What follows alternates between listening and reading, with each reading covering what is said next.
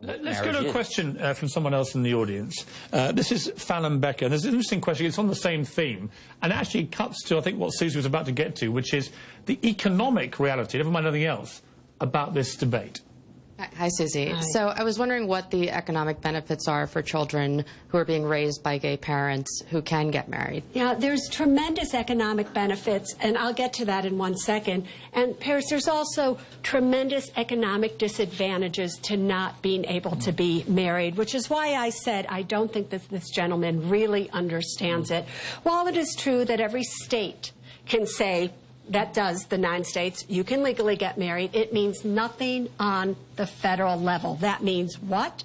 That means we don't get to partake in estate tax. We each have to pay estate tax no matter what. It means here I am, and I'm married to KT, and I'm covered under insurance for my corporation, and I want to cover her. If it's not recognized, KT has got to pay income tax on that health benefit. That could be $3,000 to $5,000 a year. If we were legally married, recognized on the federal level, KT would not have to pay a penny.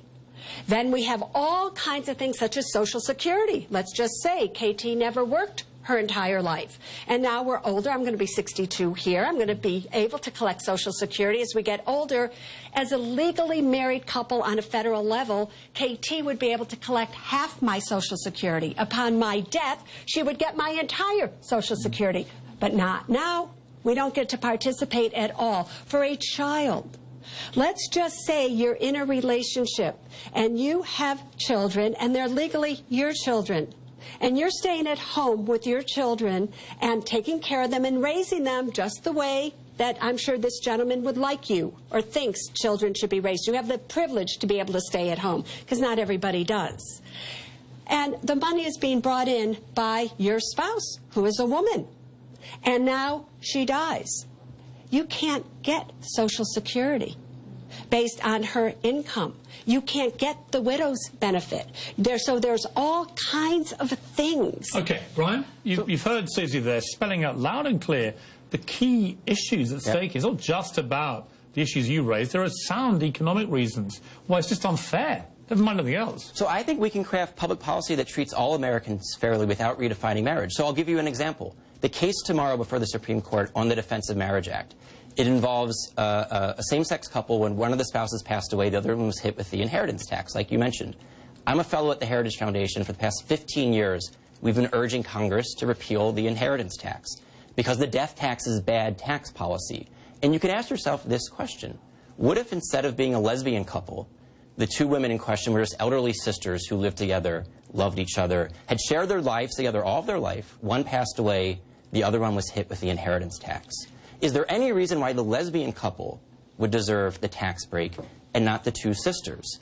I think this is evidence, to my mind, that what we could do to fix this is craft better tax policy, not redefine marriage. The problem and this would then is, work for all however, Americans. right now, estate tax for most people aren't a problem because it's a $5 million estate tax exemption. So if that had happened now, we wouldn't be in that situation. But how about health benefits? How about Social Security? You are dealing in an economic situation right now where it's like, are they really going to recraft tax policies? Do you really think that's possible?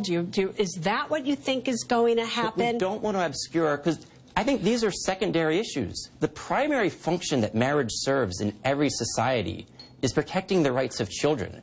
Everything we've discussed so far has been about adult relationship. What institution would be left to show One out of two people who get married in the United States of America, heterosexual marriage, gets divorced. Why? So the how do number we one strengthen reason the is message that they arguments shouldn't get over divorced? money. So marriage is not keeping people together, sweetheart. It's not doing a very good job at it. It's not doing the function that you say it is. And this isn't about children. It should be, though. That's the problem. No. Right? Because 40 years ago, we redefined marriage. What if this love couple here, they never wanted a child? Not every marriage will have a child. Every child has a mother and father. And marriage is what connects the mother and the father with each other for the child. 40 years ago, we redefined marriage. Is what connects the husband and the wife together as one. For the sake of connecting a mother and a father with the child. Otherwise, we can have the government out of the marriage business. We have a live studio audience in here. What do you say to him? Really?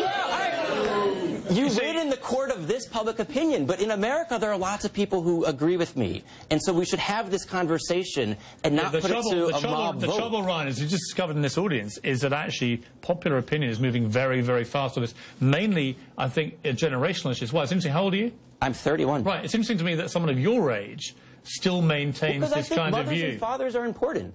And I think we need to have an institution that holds up the ideal that men and women are different, and that mothering and fathering are different phenomena, and that children need Wait 1 second. He can talk all about what he thinks and his belief, and he's seriously in the minority, especially at the age of 30. Anybody at the age of 30, if you take polls all throughout the United States right now, they are way in the majority of like, what are you people even talking about? Yeah. What issue is this? But Piers, more than this being what he says, mother, father, it's about two people being able to have the ability to say, I love you, and I want to be with you forever. It's about sitting at a Thanksgiving dinner, and while the kids are at the table asking the other people, well, when did you meet? How was your wedding? How did you get married? And there KT and I are sitting, and nobody's asking us.